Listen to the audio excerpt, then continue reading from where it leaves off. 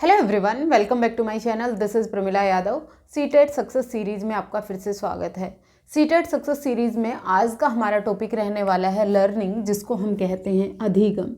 Learning को क्या कहा जाता है? अधिगम कहा जाता है या फिर सीखना कहा जाता है। देखिए, जब भी मनुष्य जन्म लेता है, जन्म से लेकर मृत्यु तक वो जीवन पर्यंत कुछ ना कुछ सीखता रहता है। कुछ ना कुछ चीज़ें अपनी जो मेमोरी है, अपनी जो थिंकिंग है, जो अपना मेंटल प्रोसेस है, उसमें वो ऐड करता रहता है। तो जो सीखना है, जो अधिगम है, उसकी क्या क्या विशेषताएं होती हैं, अधिगम क्या होता है, ये सब हम आज की क्लास में डिस्कस करने वाले हैं। देखिए, जब आपके एग्ज़ाम में क्वेश्चन पूछा जाता है तो आपसे जो करेक्टरिस्टिक हैं लर्निंग की, उनके बारे में पूछा जाता है कि लर्निंग है, इन चारों में से क्या चीज़ होती है या इन चारों में से क्या नहीं होती है। तो लर्निंग की जो करेक्टरिस्टिक होती हैं, जो विशेषताएं होती हैं, वहाँ से आपका एक क्वेश्चन बनता है और उसी एक क्वेश्चन को टारगेट आज की क्लास हमारी करने वाली है। देखिए, सबसे पहले हम देखते हैं कि लर्निंग है वो होती क्या है, सीखना है वो होता क्या है। लर्निंग है वो क्या होती है? Relatively permanent change in behaviour, किसी भी मनुष्य के व्यवहार में अपेक्षाकृत स्थायी परिवर्तन। तो जो लर्निंग है वो कैसा परिवर्तन होना है? स्थायी परिवर्तन। लर्निंग कब कहेंगे? जब हमें किसी के व्यवहार में, किसके बिहेवियर में हमें परमानेंट चेंज देखने को मिलता है, तभी हम लर्निंग कहेंगे। हम कोई भी एक एग्ज़ाम पास करने के लिए 4 चीज़ें रट रहे हैं, वो लर्निंग नहीं है, वो अधिगम नहीं है। लर्निंग है वो कब रहेगी? जब हम कोई भी चीज़ सीखते हैं और वो लाइफ लॉन्ग हमारी लाइफ में बनी रहती है, वही लर्निंग होती है, वही अधिगम होता है। लर्निंग है वो औपचारिक और अनौपचारिक दोनों प्रकार की होती है, मतलब फॉर्मल और इनफॉर्मल दोनों प्रकार की हो सकती है। औपचारिक रूप से भी सीखा जा सकता है और अनौपचारिक रूप से भी सीखा जा सकता है। इसका मतलब क्या है? देखिए, जब बच्चा स्कूल में जाता है तो वो फॉर्मल एजुकेशन लेता है, वो एक औपचारिक शिक्षा लेता है। जब स्कूल में जाता है तो भी वो अपने एक्सपीरियंस और प्रैक्टिस से बहुत सारी चीज़ें सीखता है। इसी तरह से जब बच्चा अपनी सोसाइटी, अपने कल्चर, अपने एनवायरनमेंट के साथ इंटरेक्ट करता है तो वो अनौपचारिक रूप से भी बहुत कुछ सीखता है। देखिए, बहुत सारे जो मैनर्स हैं, जो हमारे नैतिक मूल्य हैं, वो हम अनौपचारिक रूप से ही सीखते हैं। जैसे भी लोग हमारे आसपास प्रेजेंट हैं, जिस तरह का भी बिहेवियर हमारे आसपास रहने वाले लोग करते हैं, हम उसी तरह का व्यवहार करना सीख जाते हैं। तो वो हमारी अनौपचारिक लर्निंग होती है, अनौपचारिक रूप से अधिगम करना होता है। और जब हम एक स्पेसिफिक एक एनवायरनमेंट हमें दे रखा है, जैसे हमें स्कूल में एक प्रॉपर एनवायरनमेंट मिलता है सीखने के लिए, तो वो फॉर्मल रूप से सीखना हो जाता है। लर्निंग है वो हमारी औपचारिक और अनौपचारिक दोनों प्रकार की हो सकती है, ये आपको याद रखना है। लर्निंग है वो कॉन्शियस और अनकॉन्शियस दोनों तरीके से होती है। इसका मतलब क्या है? चेतन मन में भी लर्निंग होती है और अचेतन मन से भी लर्निंग होती है। ऐसा नहीं है कि हमेशा हमारा चेतन रूप से ही प्रेजेंट होना जरूरी है सीखने के लिए। कई बार अचेतन रूप से भी हम बहुत सारी चीज़ें एक्विजिशन करते हैं, मतलब बहुत सारी बातों को ग्रहण करते हैं। जैसे हमें ये कभी भी कॉन्शियसली नहीं सिखाया जाता कि हमारे घर में कोई आ रहा है तो हमें किस तरह से बिहेव करना है। जिस तरह से हमारे पेरेंट्स करते हैं या फिर जिस तरह से भी हमें बिहेव करते हुए देखा गया है, तो अनकॉन्शियसली, अचेतन रूप से हम धीरे धीरे उन चीज़ों को एक्वायर कर लेते हैं, उन चीज़ों को ग्रहण कर लेते हैं। तो जो हमारा सीखना है वो चेतन मन, कॉन्शियसली भी हम बहुत सारी चीज़ें सीखते हैं और अनकॉन्शियसली भी हम बहुत सारी चीज़ें सीखते हैं। तो चेतन मन और अचेतन मन दोनों तरह से हमारी लर्निंग हो सकती है। तो लर्निंग क्या हुई? लर्निंग है एक्विजिशन ऑफ हैबिट्स है, मतलब आदतों का ग्रहण करना है, आदतों का ग्रहण करना है, नॉलेज का ग्रहण करना है, ज्ञान को ग्रहण करना है। और जो आपका एटीट्यूड है, मतलब आपका जो दृष्टिकोण है, आपकी आदतों का, ज्ञान का और दृष्टिकोण का एक्विजिशन करना लर्निंग होती है। तो ये लर्निंग की डेफिनेशन हो गई है। लर्निंग की डेफिनेशन इम्पोर्टेंट है, यहाँ से क्वेश्चन बन सकता है। जब भी आपसे पूछा जाए कि लर्निंग है वो किस तरह का चेंज है, तो लर्निंग है वो रिलेटिवली परमानेंट चेंज है, अपेक्षाकृत स्थायी परिवर्तन है। जब तक स्थायी परिवर्तन नहीं होगा तो वो लर्निंग नहीं माना जाएगा, अधिगम नहीं माना जाएगा। अधिगम है, लर्निंग है, उसके थ्रू हम हैबिट्स का एक्विजिशन करते हैं, आदतों को ग्रहण करते हैं, ज्ञान को ग्रहण करते हैं, और जो हमारा दृष्टिकोण है वो भी हम लर्निंग एक्विजिशन से ही करते हैं। फिर उसके बाद हम देखें लर्निंग की कुछ करेक्टरिस्टिक होती हैं, लर्निंग की कुछ विशेषताएं होती हैं। लर्निंग की क्या क्या विशेषताएं होती हैं इसके बारे में हम डिस्कस करते हैं। देखिए, जो लर्निंग है वो एक लाइफ लॉन्ग प्रोसेस है। कैसा प्रोसेस है? लाइफ लॉन्ग प्रोसेस है। ये हमेशा चलता रहता है, ज़िंदगी भर चलता रहता है। ऐसा नहीं है कि जब तक हम स्कूल कॉलेज में जा रहे हैं तभी हमारी लर्निंग हुई है। लर्निंग है वो लाइफ लॉन्ग चलती रहती है। जैसे हम स्कूल कॉलेज में तो फॉर्मल रूप से सीखते हैं, लेकिन हम अपनी सोसाइटी से, हम किसी हॉस्पिटल में गए या किसी रेलवे स्टेशन पे गए या फिर किसी बस स्टैंड पर गए, किसी इको क्लब में गए, वहाँ पर जाकर अगर हमने कुछ भी सीखा, कोई आदत ग्रहण की या फिर हमने कोई दृष्टिकोण बनाया या फिर कोई भी नॉलेज हमने वहाँ से एक्वायर की, तो वो भी हमारी लर्निंग हो गई। लर्निंग है वो दोनों प्रकार की होगी, लाइफ लॉन्ग प्रोसेस होती है, कॉन्टिन्यूसली चलती रहती है। मतलब it is a continuous process. ये क्या है? ये सतत चलने वाली प्रक्रिया है, ये कभी भी नहीं रुकती है। लर्निंग है वो कम या ज़्यादा हो सकती है, लेकिन कभी भी रुकती नहीं है, कॉन्टिन्यूस चलती रहती है। एक बात आप और ध्यान रखिएगा, लर्निंग है वो हमारी पॉजिटिव और नेगेटिव दोनों तरीके की हो सकती है। इसका मतलब सकारात्मक और नकारात्मक दोनों प्रकार का अधिगम हो सकता है। जब हम किसी बुरी आदतों को ग्रहण करते हैं, जैसे बीड़ी सिगरेट पीना सीख गए, ड्रिंक करना सीख गए, ये क्या है? ये भी लर्निंग है, लेकिन ये किस तरह की है? नेगेटिव लर्निंग है। और दूसरा क्या है? जो लर्निंग है वो पॉजिटिव हो सकती है। जब हम कोई अच्छी आदतें अपने अंदर डाल रहे हैं तो लर्निंग है वो हमारी पॉजिटिव हो जाएगी, सकारात्मक हो जाएगी। लर्निंग हमेशा पॉजिटिव नहीं होती है, लर्निंग है वो पॉजिटिव और नेगेटिव दोनों प्रकार की हो सकती है। लर्निंग लाइफ लॉन्ग प्रोसेस है, लगातार चलती रहती है, जीवन पर्यंत चलती रहती है, और ये कॉन्टिन्यूस है, ये कभी भी रुकती नहीं है। फिर उसके बाद लर्निंग है, need motive is necessary for learning. सीखने के लिए आवश्यकता का होना जरूरी है। किसका होना जरूरी है? आवश्यकता का होना जरूरी है।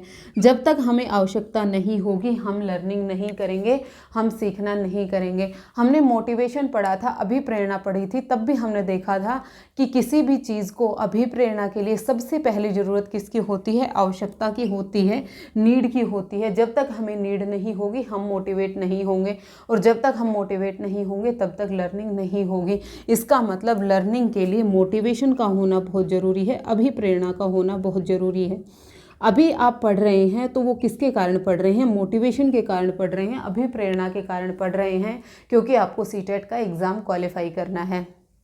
तो ये आपके लिए किसका काम कर रही है?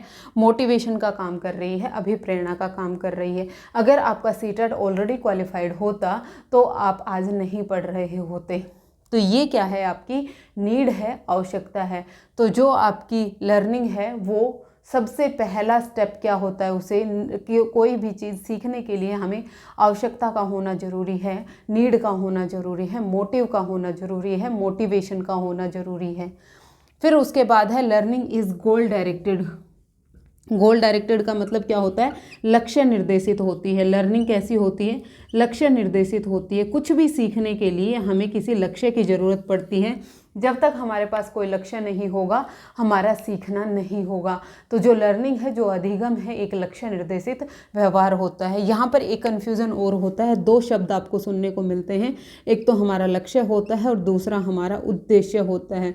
कई बार लोग लक्ष्य और उद्देश्य दोनों को एक ही टर्म लेकर चलते हैं, लेकिन ये दोनों अलग अलग हैं। लक्ष्य को हम बोलते हैं गोल, और जो हमारा उद्देश्य है इसको हम बोलते हैं ऑब्जेक्टिव। ये दोनों अलग अलग होते हैं। जो गोल है ये एक ब्रॉड टर्म है, ये एक बड़ी टर्म है, और ये एक नैरोवर टर्म है। हमारी लाइफ का कुछ ना कुछ एक उद्देश्य होता है, कुछ ना कुछ एक गोल होता है। मुझे खिलाड़ी बनना है, मुझे टीचर बनना है, मुझे डॉक्टर बनना है, मुझे इंजीनियर बनना है, ये हमारी लाइफ का गोल होता है, ये हमारी लाइफ का एक लक्ष्य होता है। लेकिन उस लक्ष्य को प्राप्त करने के लिए हम छोटे छोटे ऑब्जेक्टिव्स हैं वो डिसाइड करते हैं। जैसे हमें कोई टीचर बनना है तो टीचर बनने के लिए पहले हमें क्या करना पड़ेगा। मान लीजिए हमें केवीएस में टीचर बनना है तो सबसे पहले हमें क्या करना पड़ेगा, सीटेट करना पड़ेगा। सीटेट से पहले हमें क्या करना पड़ेगा, बीएड करनी पड़ेगी। बीएड के बाद हमें सीटेट करना पड़ेगा और सीटेट के बाद ही हम केवीएस में टीचर बन सकते हैं। तो ये क्या है, केवीएस में टीचर बनना, ये हमारा गोल है। क्या है, ये हमारा गोल है, ये हमारा लक्ष्य है। सबसे पहले हमने बीएड की, ये हमारा ऑब्जेक्टिव था, और फिर हमने सीटेट किया, ये भी हमारा ऑब्जेक्टिव था। मतलब लक्ष्य को प्राप्त करने के लिए हमें जो छोटे छोटे क्या बनाने पड़ते हैं, ऑब्जेक्टिव बनाने पड़ते हैं, उद्देश्य बनाने पड़ते हैं। उद्देश्य है ये एक नैरोवर टर्म होती है और जो हमारा गोल है ये हमारी एक ब्रॉड टर्म होती है। इन दोनों में आपको डिफरेंस समझ में आ गया होगा। अब हम बात करते हैं लर्निंग क्या है। लक्ष्य निर्देशित है, मतलब सीखने के लिए हमें एक लक्ष्य की ज़रूरत पड़ती है। हमें जब तक हमें कोई लक्ष्य नहीं मिलेगा तो वहाँ पर लर्निंग नहीं होगी, वहाँ पर सीखना नहीं होगा। फिर उसके बाद है learning is a active process. Learning है ये एक सक्रिय प्रोसेस है। कैसा प्रोसेस है, सक्रिय प्रोसेस है। एक्टिव रूप से होकर ही हम लर्निंग कर सकते हैं। लर्निंग किससे होती है, अनुभव से होती है। अनुभव से होती है। अनुभव का मतलब हो गया एक्सपीरियंस से होती है, और दूसरा प्रैक्टिस से होती है, और अभ्यास से होती है। किससे होती है, अभ्यास से होती है। अभ्यास से होती है। एक्सपीरियंस उसे कैसे मिलता है, जब वो अपने एनवायरनमेंट के साथ इंटरेक्ट करता है, जब वो अपने वातावरण के साथ, वातावरण में कौन आता है, वातावरण में उसके आसपास में रहने वाले लोग, चाहे उसके पेरेंट्स हों, चाहे उसके टीचर्स हों, चाहे माता पिता हों, चाहे उसके टीचर हों, चाहे उसके अध्यापक हों, चाहे उसके पीयर्स हों, ये सब उसके वातावरण के अंदर आते हैं। तो जब इन सब के साथ जब वो इंटरेक्ट करता है तो वो एक्सपीरियंस गेन करता है, वो अपने अनुभव बनाता है। अनुभव बनाने के बाद वो एक चीज़ की बार बार प्रैक्टिस कर रहा होता है। जैसे आपको साइकिल सीखनी है, पहले आपने अपने पेरेंट्स या फिर अपने पीयर या फिर अपने जो भी आपको सिखा रहा है उसके एक्सपीरियंस लिए कि साइकिल पे इस तरह से बैठना, इस तरह से पेडल मारने हैं, वो थोड़ा सा सिखाएगा। फिर उसके बाद वो स्थायी परिवर्तन कब होगा, परमानेंट चेंज कब आएगा, जब वो प्रैक्टिस करेगा, जब वो अभ्यास करेगा। जब तक वो अभ्यास नहीं करेगा लर्निंग है वो नहीं हो पाएगी। तो लर्निंग है वो एक्टिव प्रोसेस है, एक सक्रिय प्रोसेस है, जो किसका रिजल्ट होता है, अनुभव और अभ्यास का रिजल्ट होता है, एक्सपीरियंस और प्रैक्टिस का रिजल्ट होता है। फिर उसके बाद आउटकम ऑफ इंटरेक्शन, ये मैं आपको बता चुकी हूँ कि जो लर्निंग है वो इंटरेक्शन का आउटकम होती है। और इंटरेक्शन किसके साथ, interaction with environment, with environment. Environment के साथ जब वो इंटरेक्शन करेगा तब लर्निंग होगी। फिर उसके बाद it is the process not a product. Important line है, आपको याद रखनी है। कई बार आपसे पूछ लिया जाता है लर्निंग है वो एक प्रोसेस है या फिर एक प्रोडक्ट है। लर्निंग है वो क्या है, एक प्रोसेस है। लर्निंग है वो एक पूरी प्रोसेस है, कोई प्रोडक्ट नहीं होता है, ये आपको याद रखना है। ये एक प्रक्रिया होती है। क्या होती है, एक पूरी प्रक्रिया शामिल होती है लर्निंग में, कोई उसका प्रोडक्ट नहीं होता है। ये चीज़ आपको ध्यान रखनी है। फिर उसके बाद हम बात करें, जो हमारी लर्निंग है वो ट्रांसफरेबल होती है। कैसी होती है, ट्रांसफ़र कर सकते हैं। ट्रांसफ़र कैसे कर सकते हैं, एक वेल नोन जो पर्सन, जिसको जो चीज़ें आती हैं वो अपनी जो लर्निंग है, जो अपना ज्ञान है वो दूसरे में ट्रांसफ़र कर सकता है। तो मतलब क्या हो गया, लर्निंग इज़ ट्रांसफरेबल। आप एक मनुष्य से दूसरे मनुष्य में जो लर्निंग है, जो अधिगम है, उसका ट्रांसफ़र कर सकते हैं। फिर उसके बाद हम बात करें कि जो लर्निंग है, जो हमारा अधिगम है, ये यूनिवर्सल होता है, इज़ यूनिवर्सल। कैसा होता है, यूनिवर्सल होता है, सार्वभौमिक होता है। और सबसे important, all childrens are capable, all childrens are capable to learning. मतलब हर एक बच्चा है वो सीखने के, मतलब हर एक बच्चा है वो सीख सकता है। आप किसी भी बच्चे को ये नहीं कह सकते हो कि तुम्हारे तो बस का ही नहीं है सीखना। हर एक बच्चे हैं वो जन्म से ही सीखने के लायक होते हैं, अधिगम के लायक होते हैं। फ़र्क इतना होता है कि हर एक बच्चे का जो सीखने का तरीका है वो अलग अलग होता है। हर एक बच्चा है उसका जो लर्निंग स्टाइल है वो अलग हो सकता है। किसी को दृश्य सामग्री से समझ में आता है, किसी को श्रव्य सामग्री से समझ में आता है, कोई लेक्चर मेथड से ही सीख लेता है। ये सब हम टीचिंग की विधियाँ पढ़ेंगे, जब शिक्षण की विधियाँ पढ़ेंगे तब हम डिस्कस करेंगे। तो हर एक बच्चा है वो सीखने में क्या होता है, कैपेबल होता है। जीन पियाजेट कहते हैं कि जब बच्चा जन्म लेता है तभी बच्चा क्वांटिटी में बराबर होता है किसी भी अडल्ट की। जो उसकी थिंकिंग होती है, जो उसकी सोचने की मात्रा होती है, वो एक वयस्क जितनी ही होती है, लेकिन क्वालिटी में डिफरेंस होता है। किसमें चेंज होता है, उसकी जो गुण हैं उसमें डिफरेंस होता है। जब बच्चे कोई गलतियां करते हैं तो बच्चों की जो गलतियां हैं वो बहुत सिली मिस्टेक होती हैं, बहुत छोटी गलतियां होती हैं, लेकिन जब बड़े गलती करते हैं तो उनकी क्वालिटी है वो उतनी ही बड़ी हो जाती है। तो यहाँ पर जो बच्चे गलतियाँ करते हैं, यहाँ से क्वेश्चन एक ये भी पूछा जाता है कि जब बच्चे गलतियाँ करते हैं तो उनको क्या समझा जाना चाहिए। देखिए, जो मिस्टेक्स हैं, जो एरर्स हैं, जब भी बच्चा सीखने में गलती कर रहा है, errors are part of learning. Part of learning, जो गलतियां होती हैं, जो मिस्टेक होती हैं, वो लर्निंग का एक पार्ट होती हैं, अधिगम का एक पार्ट होती हैं। बच्चे किस तरह की गलतियां कर रहे हैं उससे हम उसकी जो थिंकिंग है उस पर रिफ्लेक्ट बैक कर सकते हैं। उससे हम ये अंदाज़ा लगा सकते हैं कि बच्चे ने कितना सीखा है, बच्चे का कितना सीखना बाकी है, और बच्चे को कौन सा कॉन्सेप्ट नहीं समझ में आ रहा है, बच्चा बार बार कहाँ पर गलती कर रहा है।